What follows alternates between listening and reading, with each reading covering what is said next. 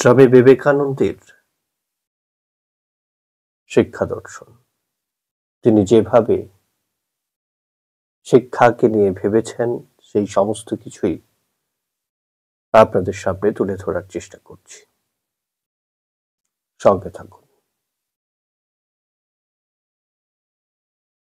বিবেকানন্দ সর্বার্থে একজন যুগপুরুষ ছিলেন। তিনি শুধুমাত্র আধ্যাত্ম সাধনার পথ প্রদর্শক ছিলেন না, তিনি অন্যান্য বিষয়েও যথেষ্ট সাহায্য করেছেন। তিনি মানুষকে সুশিক্ষিত করতে চেয়েছিলেন, কিন্তু প্রশ্ন হলো তিনি কোন শিক্ষায় মানুষকে শিক্ষিত করবেন। কতগুলি মূল নীতিকে আত্মস্থ করলেই হবে না, আমাদের দৈনন্দিন জীবনে তাদের প্রয়োগ করতে হবে। তাই শিক্ষাকে তিনি বলেছেন হতে হবে ব্যবহারিক।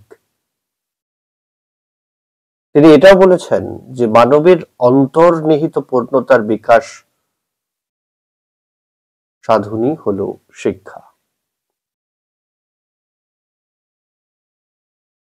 তবে তিনি ধর্মকেন্দ্রিক জীবনের উপর সবথেকে বেশি গুরুত্ব আরোপ করেছেন। তিনি বারবার বলেছেন যে ধর্ম নিয়ন্ত্রিত জীবন যাপন না করলে সেই জীবনের ফলশ্রুতি কখনো ইতিবাচক হতে পারে না। তবে এই ধর্ম কুসংস্কারাচ্ছন্ন আচার সর্বস্ব ধর্ম নয়। এই ধর্মের মধ্যে বৈজ্ঞানিক অনুশীলন থাকবে, তাত্ত্বিক ভাবনা এবং ব্যবহারিক অনুধ্যান। তবেই আমরা ধর্মকে আমাদের দৈনন্দিন জীবনের অনুষঙ্গী করতে পারব। তিনি যে শিক্ষা বিস্তারের কথা বলেছেন সেই শিক্ষার মূল ভিত্তি হবে ধর্ম। আচ্ছা, তবে তার শিক্ষা চিন্তা একটি ব্যাপক পটভূমিতে বিস্তৃত হয়েছে। মানব জীবনের সমস্ত স্তর বা অবস্থার সাথে শিক্ষা কিভাবে যুক্ত থাকতে পারে সে প্রসঙ্গে তিনি তার নিজস্ব মতবাদ বারবার ব্যক্ত করেছেন। পাশ্চাত্য ভূখণ্ডে গিয়ে তিনি শিক্ষা বিস্তারের ব্যাপক আয়োজন প্রত্যক্ষ করেছিলেন। সেই অভিজ্ঞতাকে প্রাচ্য দেশে সম্প্রসারিত করার চেষ্টা করেছেন। প্রসঙ্গত বলা যায়, রবীন্দ্রনাথ ছাড়া আর সমকালীন কোনো ভারতীয় মনীষী এইভাবে শিক্ষা সম্পর্কে মৌলিক ভাবনা চিন্তা করেননি। তবে বিবেকানন্দ বিভিন্ন ভাষণের মাধ্যমে শিক্ষার উদ্দেশ্য এবং শিক্ষা তত্ত্ব প্রসঙ্গে নিজের বক্তব্য তুলে ধরেছেন। এর পাশাপাশি তিনি জনশিক্ষা, নারী শিক্ষা, ধর্ম শিক্ষা, বৃত্তি শিক্ষা প্রভৃতি বিষয়েও তার মতামত কিন্তু আমাদের সামনে তুলে ধরেছেন।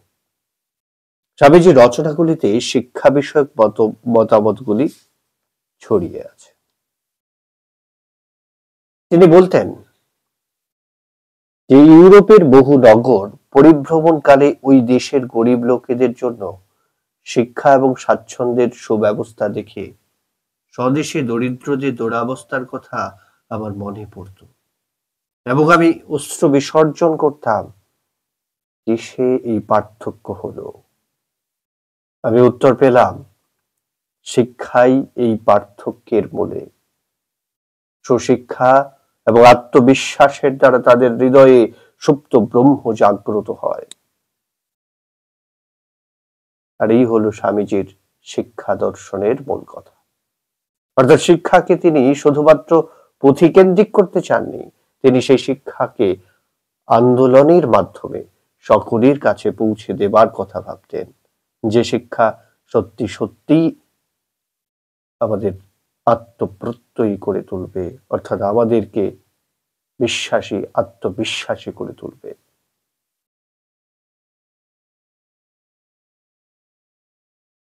নীতিমূলক শিক্ষা বলতে তিনি কি ধরনের শিক্ষাকে বুঝিয়েছেন সেই সম্পর্কে তিনি বলেছেন, তখনকার দিনে আমাদের বিদ্যালয়ে যে শিক্ষা পদ্ধতি চালু ছিল, স্বামীজি তাকে এক কথায় নীতিমূলক শিক্ষা বলেছেন।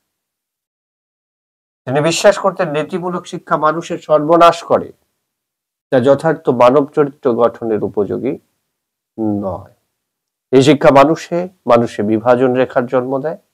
একদল এই শিক্ষায় শিক্ষিত হয়ে অন্য দলের উপর প্রভুত্ব করার অধিকার অর্জন করে।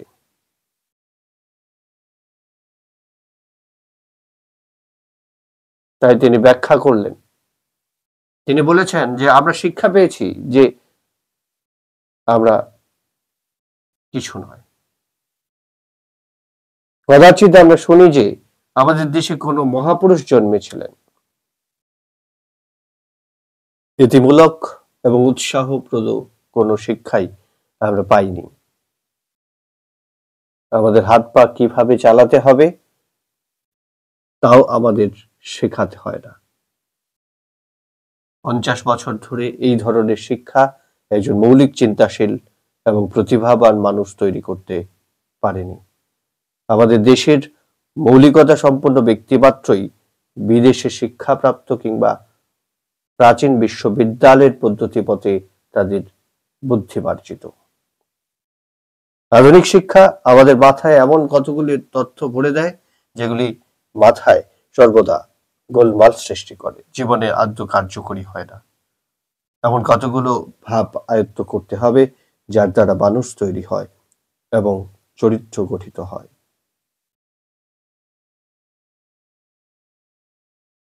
যদি তুমি 5টি ভাবকেও হজম করে জীবনে এবং চরিত্রে রূপায়িত করে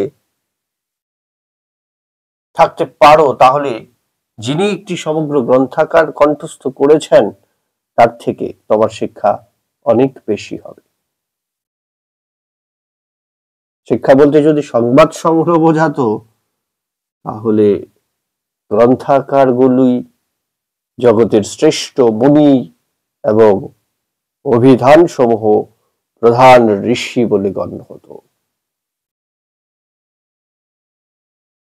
এই বক্তব্যের প্রতিটি শব্দের উপর আলাদাভাবে জোর দেওয়া উচিত। স্বামীজি ব্যক্তিগতভাবে বিশ্বাস করতেন শুধু বই পড়লেই আমরা শিক্ষিত হব না। শিক্ষা বলতে বোঝায় জীবনের সর্বস্তরকে আরো পরিশীলিত করে তোলা। কিন্তু পরাধীন ভারতবর্ষে এই জাতীয় শিক্ষা ব্যবস্থা চালু করা কি সম্ভব? এর জন্য প্রশাসনিক কুশলতা থাকা দরকার। এর সুস্থ শিক্ষা প্রণালী প্রণয়ন হওয়া দরকার। দেশের বিখ্যাত শিক্ষাবিদদের এই আন্দোলনের সঙ্গে যুক্ত করা দরকার। ব্রিটিশ সরকার কি ভারতবাসীকে সত্যি সত্যি শিক্ষিত করতে চায়? ক্ষুব্ধ, ব্যথিত, ব্যথার্ত বিবেকানন্দ অনুভব করেছিলেন ব্রিটিশরা শিক্ষার মাধ্যমে ভারতবর্ষকে আরো বেশি দিন শোষণ করতে চায়। তারা তাদের বংশগত শিক্ষিত কেরানি তৈরি করতে আগ্রহী। তারা চায় না শিক্ষার মাধ্যমে আমাদের দেশের মানুষের আত্মিক উন্নতি ঘটুক। তাদের মধ্যে সৃজনশীল প্রতিভার বিচ্ছুরণ চোখে পড়ুক। ভারতবাসী বিশ্বসভায় মাথা উঁচু করে দাঁড়ায়। তাহলে আমাদের শিক্ষা ব্যবস্থার মূলগত দুর্বলতা কি? বিবেকানন্দ তা অনুভব বা অনুধাবন করতে পেরেছিলেন। তাই তিনি বারবার এই জাতীয় শিক্ষাকে নিন্দা করেছেন। তিনি এটা বলেছেন যে একটি বিদেশি ভাষায় অপরের চিন্তা রাশি মুখস্থ করে তার দ্বারা তোমার মস্তিষ্ক পূর্ণ করে এবং বিশ্ববিদ্যালয়ের কয়েকটি উপাধি গ্রহণ করে তুমি ভাবছো তুমি শিক্ষিত। তোমার শিক্ষার উদ্দেশ্য কি? হয় একটা কেরানিগিরি, না হয় একটা ওকালতি, আর খুব বেশি হলে একটা ডেপুটি ম্যাজিস্ট্রেট, যেটা এক ধরনের কেরানিগিরি ছাড়া আর কিছু নয়। এ কি সত্য নয়? এতে তোমার দেশের কি কল্যাণ হবে? চোখ মেলে দেখো, অন্নপূর্ণা এই ভারত ভূমিতে আজ অন্যাভাবে মানুষের মধ্যে চিৎকার উঠেছে। তোমার শিক্ষা কি দেশের এই সমস্যা দূরীকরণে সমর্থ হবে?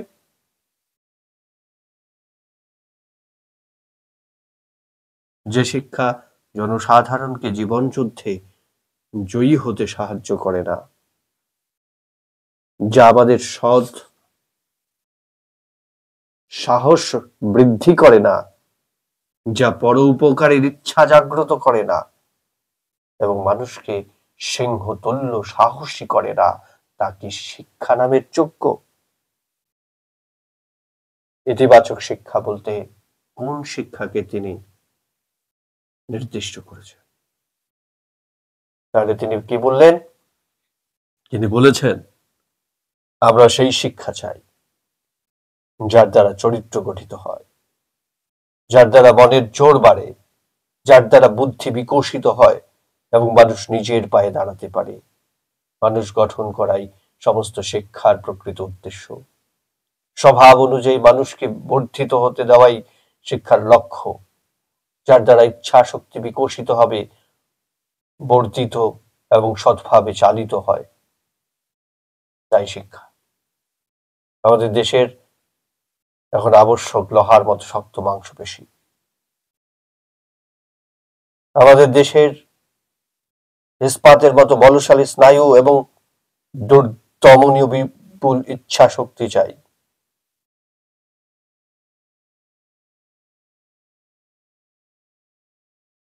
তিনি বিশ্বাস করতেন শিক্ষার একটা সুনির্দিষ্ট অভিমুখ থাকা দরকার।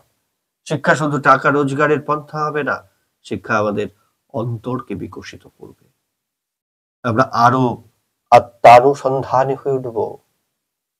পরিদৃশ্যমান পৃথিবীর বিভিন্ন ঘটনাবলী সম্পর্কে আমাদের মনে উৎসুক জাগবে। তিনি আরো বলেছেন, তিনি বারবার বলেছেন, ভারতে যে কোনো ধরনের সংস্কার বা উন্নতি করার চেষ্টা করা হোক, প্রথমত ধর্ম প্রচার আবশ্যক। অবশ্যই আমাদের এই কাজে মনোযোগী হতে হবে। আমাদের উপনিষদে, আমাদের পুরাণে, আমাদের অন্যান্য শাস্ত্রে যেসব অপূর্ব সত্য নিহিত আছে, তা সমস্ত ভারত ভূমিতে ছড়াতে হবে, যেন ওই সব শাস্ত্র নিহিত মহাকাব্যের ধ্বনি উত্তর থেকে দক্ষিণে, পূর্ব থেকে পশ্চিমে, হিমালয় থেকে কুমারিকায়, সিন্ধু থেকে ব্রহ্মপুত্র পর্যন্ত চড়তে থাকে। সকলকেই এই সমস্ত শাস্ত্র নিহিত উপদেশ শোনাতে হবে। ধর্ম প্রচারের সঙ্গে সঙ্গে লৌকিক বিদ্যা এবং অন্যান্য বিদ্যা যা কিছু আবশ্যক তা আপনি আসবে। কিন্তু যদি ধর্মকে বাদ দিয়ে লৌকিক জ্ঞান বিস্তারের চেষ্টা করো, তবে তোমাদের স্পষ্টই বলছি, ভারতে তোমাদের এই চেষ্টা ব্যর্থ হবে। লোকের হৃদয়ে তা প্রভাব বিস্তার করবে না। প্রথমে আধ্যাত্মবিদ্যা প্রচার করতে হবে।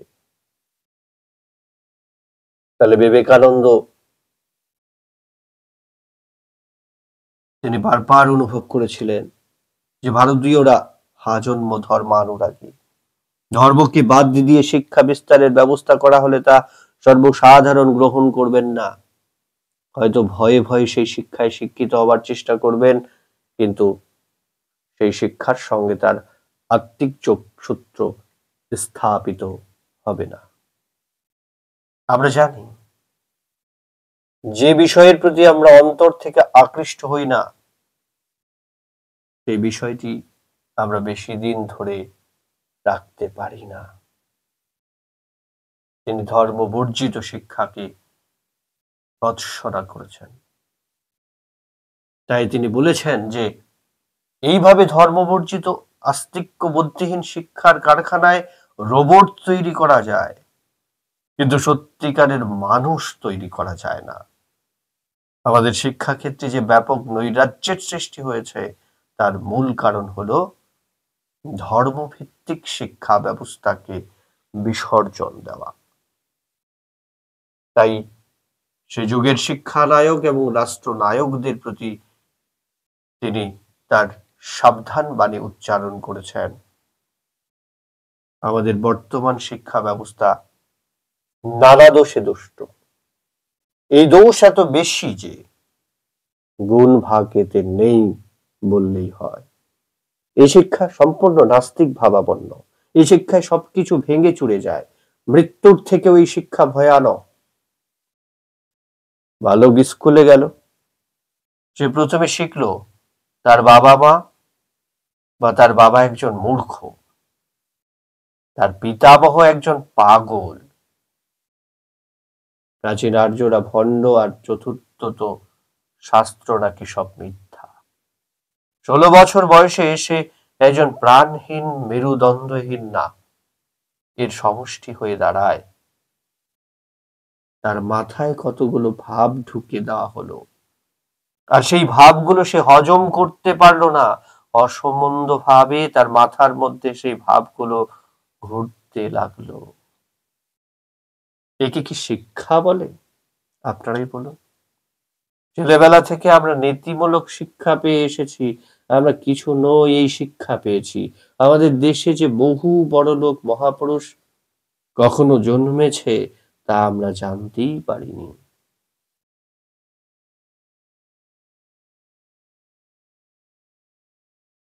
বিশ্ববিদ্যালয়ের শিক্ষা ব্যবস্থা সম্পর্কেও তিনি বারবার সন্দেহ প্রকাশ করেছেন। আসলে শিক্ষা বড় বেশি গ্রন্থ সর্বস্ব হয়ে গেছে বিশ্ববিদ্যালয়ের। তাই পরিষ্কার ভাবে তিনি বলছেন বিশ্ববিদ্যালয়গুলি হলো কেরানি গড়ার কল। মানুষকে এমন ভাবে তৈরি করা হচ্ছে যাতে তারা শুদ্ধ বিশ্বাস বর্জিত ধর্ম বিরোধী হয়ে ওঠে। তারা বেদকে চাষার জ্ঞান বলে, গীতাকে বলে প্রক্ষিপ্ত অংশ। ভারতের বাইরে যা কিছু আছে তার নারী নক্ষত্রের খবর তাকে জানতে হয়, কিন্তু নিজের সাত পুরুষ চুলোয় গেলেও সে কিন্তু বিন্দুমাত্র লজ্জিত হয় না। একজন কি তার 3 পুরুষের নাম জানে? তাই যে শিক্ষায় শ্রদ্ধা এবং আত্মপ্রত্যয় নেই সেই শিক্ষাকে সব সময় বর্জন করা উচিত। স্বামীজি তার শিক্ষা তত্ত্বের আলোচনায় কয়েকটি মূল্যবান কথা বারবার উচ্চারণ করেছেন। তিনি আবার বলছেন শিক্ষার মধ্যে থাকবে 3টা অংশ। কি? 1 হচ্ছে আবিষ্কার, 2 হচ্ছে স্বাধীনতা এবং 3 আত্মপ্রত্যয় অর্থাৎ আত্মবিশ্বাস। আমরা কি এবং কাকে আবিষ্কার করি? আমরা আবিষ্কার করি নিজের সাহস এবং শক্তিকে।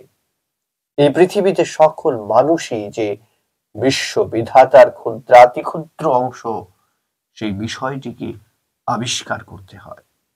যখন আমাদের মধ্যে সত্যি সত্যি উপলব্ধি জাগ্রত হয় তখন আমরা পাহাড়ের মতো উঁচু এবং বাতাসের মতো গতিবান হয়ে উঠি।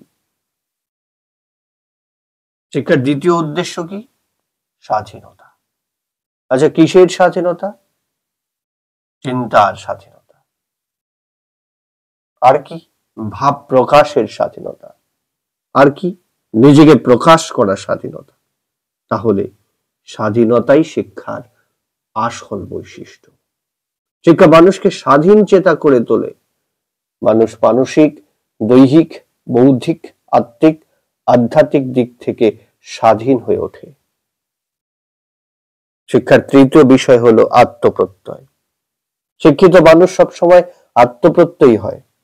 এই আত্মপ্রত্যয় তার শিরায় শিরায় ছড়িয়ে যায়, তার ধমনীতে প্রবাহিত হয়। আত্মপ্রত্যয় না থাকলে কোনো মানুষ জীবনে সফল হতে পারে না।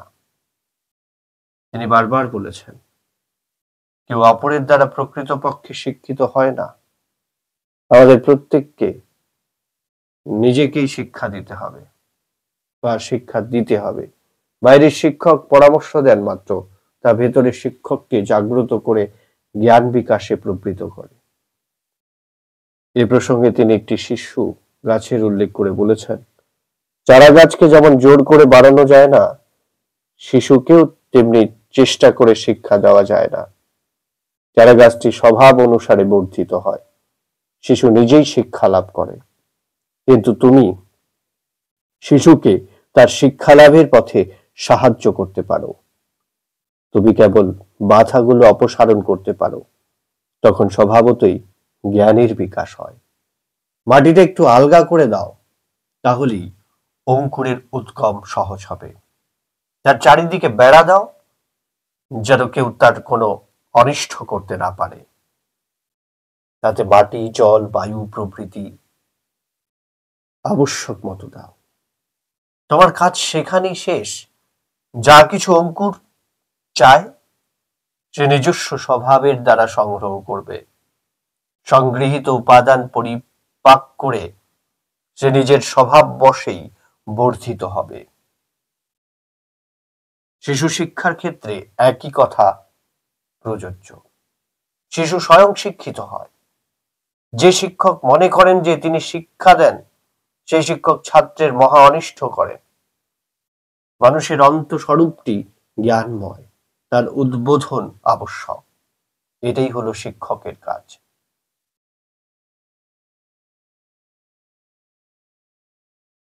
ছোট ছোট বাক্যের মাধ্যমে বিবেকানন্দ শিশু শিক্ষা এবং শিশু মনস্তত্ত্ব সম্পর্কে তার অন্তত গুরুত্বপূর্ণ বক্তব্য তুলে ধরেছেন। বর্তমান যুগের বিখ্যাত মনস্তাত্ত্বিক এবং শিশু শিক্ষাবিদেরা এই বিষয়ে বিবেকানন্দের সাথে একমত পোষণ করেছেন। সত্যিই আমরা একটি শিশুকে জোর করে শিক্ষিত করতে পারি। যদি পাঠ্যপুস্তকের প্রতি তার সহজ আকর্ষণ না থাকে, যদি সে সত্যি সত্যি অজানাকে জানতে, অচেনাকে চিনতে আগ্রহী না হয়, তাহলে জোর করে বাইরে থেকে তার মাথায় কিছু চাপিয়ে দেওয়া সম্ভব নয়। অথচ আমরা সেই কাজটি মহা আড়ম্বরের সঙ্গে করে থাকি। তার জন্য আমরা প্রচুর অর্থ ব্যয় করি। সকাল থেকে সন্ধে অবধি বিভিন্ন টিউটোরিয়ালে তাকে পাঠাই, অথচ দেখি না সেই শিশুটি সত্যি সত্যি কি বিষয় নিয়ে পড়াশোনা করতে আগ্রহী। সে কি অঙ্ক শাস্ত্র শিখতে চায়, নাকি কাব্যকলার প্রতি তার আকর্ষণ আছে।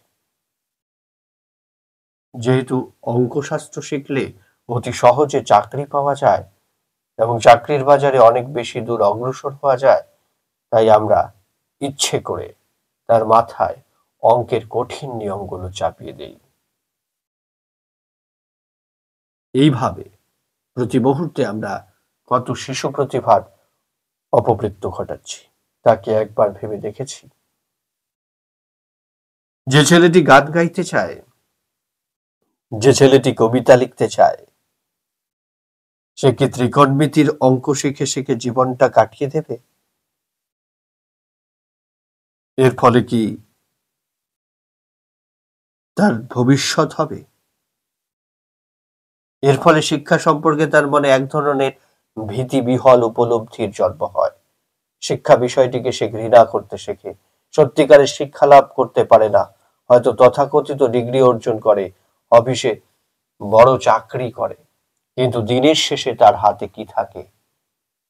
সে যখন আয়নার সামনে দাঁড়িয়ে নিজেকে দেখে, তখন কি সে মা বাবাকে দোষী হিসাবে সাব্যস্ত করে না? আর আজ যদি সে গানের জগতে থাকতে পারত, তাহলে হয়তো একজন কেউ কেউকেটা হতে পারত, বা একজন ভালো কিছু হতে পারত।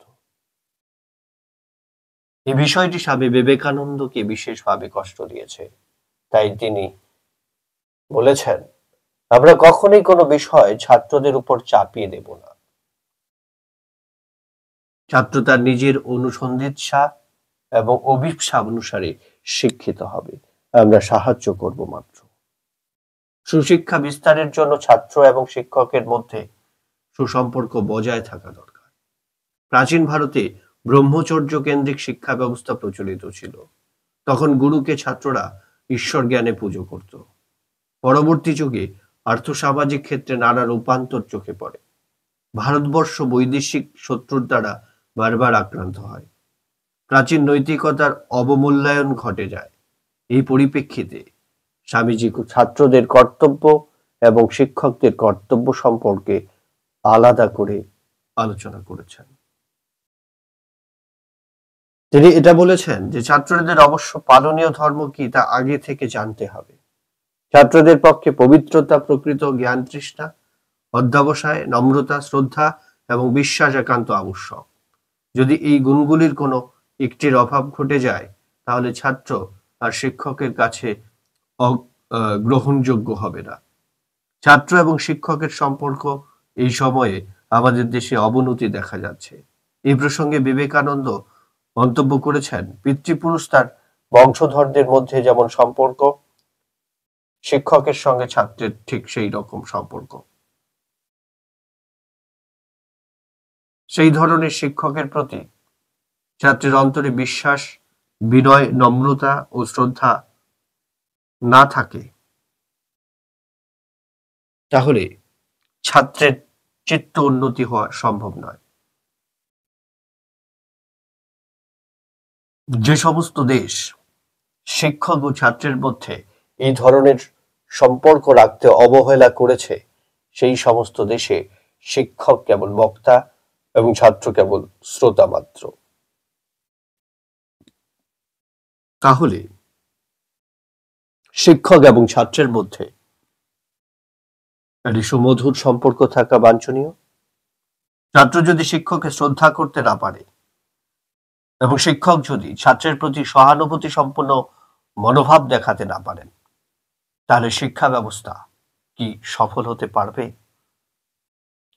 শিক্ষকের অবশ্য পালনীয় কর্তব্য সম্পর্কেও তিনি তার সুচিন্তিত মতামত ব্যক্ত করেছেন। প্রাচীন ভারতের শিক্ষকরা শিক্ষাদানকে একটি মহান সামাজিক এবং নৈতিক কর্তব্য হিসেবে গণ্য করতেন।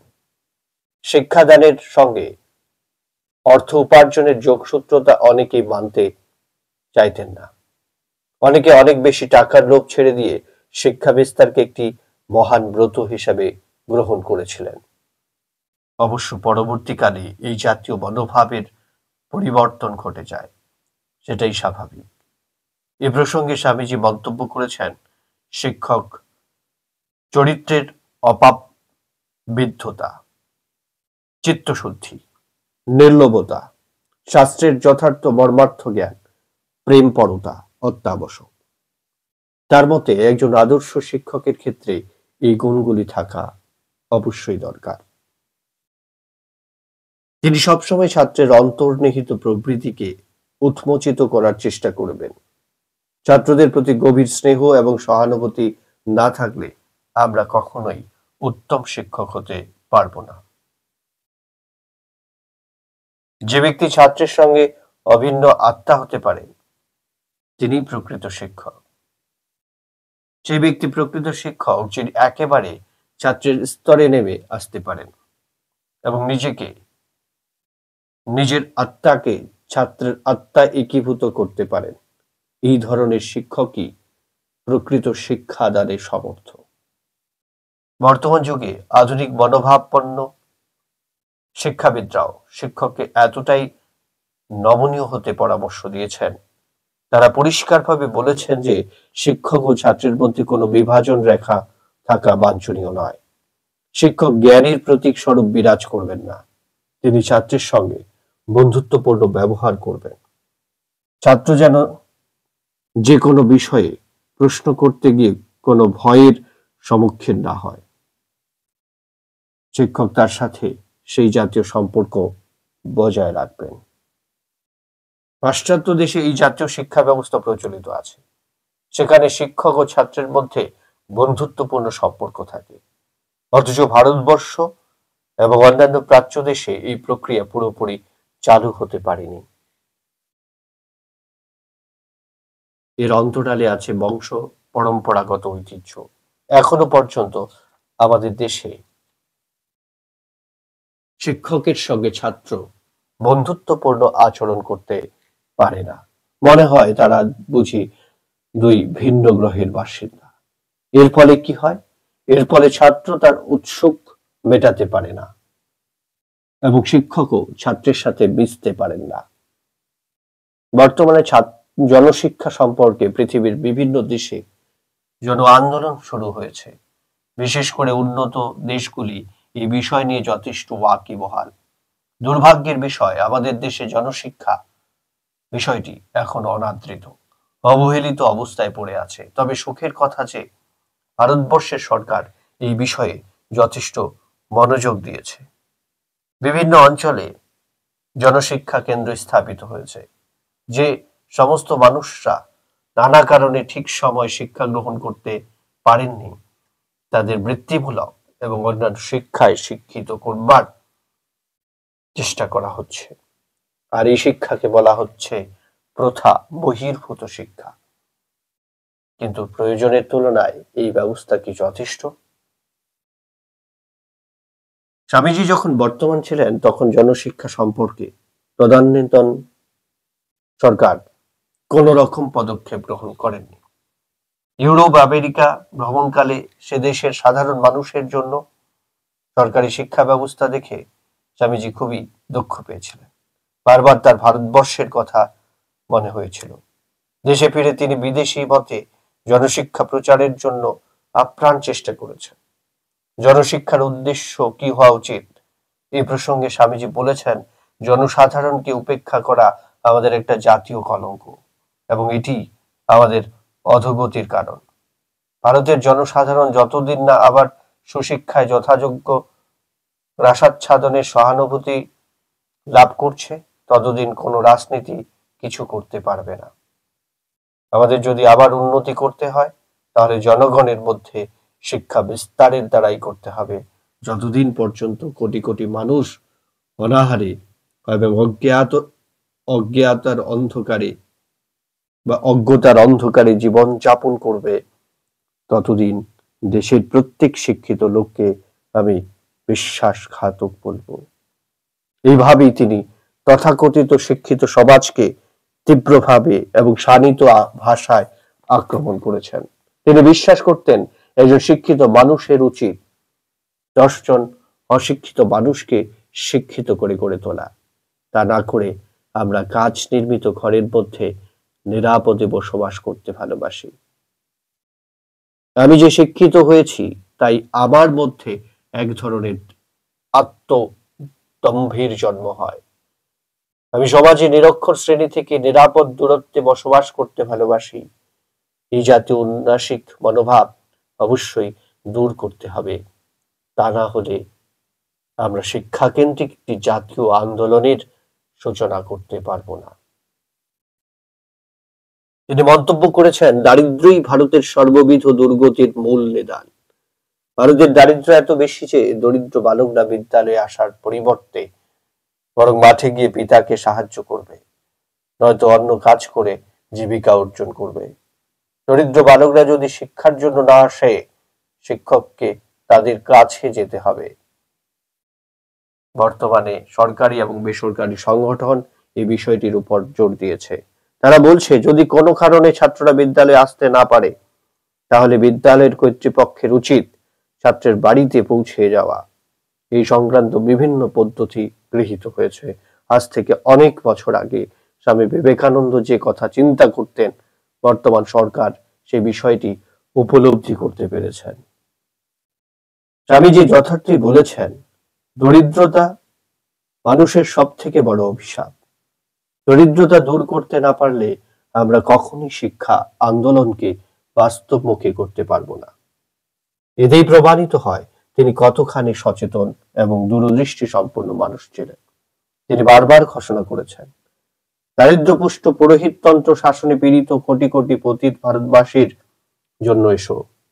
আমরা প্রতিদিন প্রার্থনা করি, ধনী উচ্চ শ্রেণীর অপেক্ষা আমি তাদের মধ্যে প্রচার করতে অধিক যত্নবান।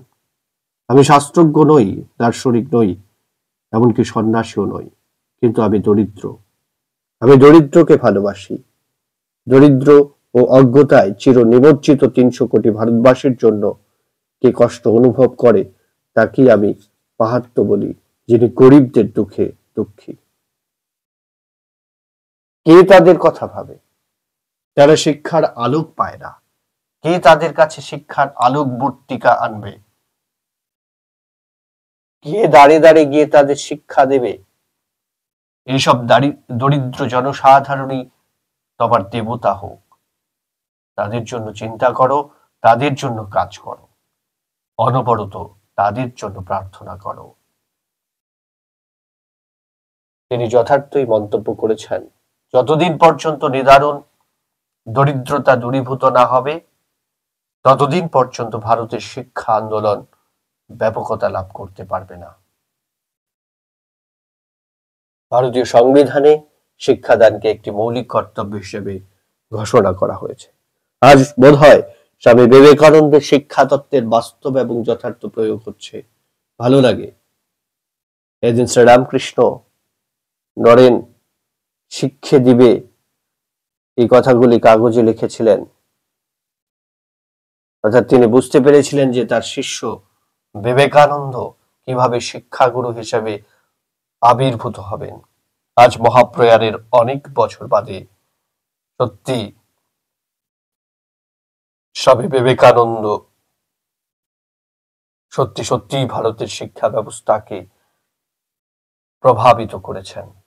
হয়তো রামকৃষ্ণের স্বপ্ন আজ সফল হয়েছে। শিক্ষা কখন সম্পূর্ণ ও সার্থক হবে? বিবেকানন্দের শিক্ষা দর্শন আলোচনার উপসংহারে আমরা বলবো, শিক্ষা পদ্ধতি সম্পর্কে তার মনোভাব ইতিবাচক এবং গঠনমূলক। তিনি নেতিবাচক বা ধ্বংসমূলক যে কোনো নীতিকে পরিত্যাজ্য বলে ঘোষণা করেছেন বা করতেন। এরই পাশাপাশি তিনি গুরুগৃহে বাসের প্রয়োজনীয়তার কথাও তার শিক্ষা দর্শনের মাধ্যমে বলেছেন। গুরু একজন আদর্শ মানব, তাকে দেখে ছাত্র প্রতি মুহূর্তে উৎসাহিত হবে। শান্ত পরিবেশে অভিজ্ঞ ব্যক্তিদের সাহচর্যে একজন শিশুর শিক্ষা সুসম্পন্ন হতে পারে। তাই এর কয়েকটি লক্ষণ তিনি নির্দেশ করেছেন।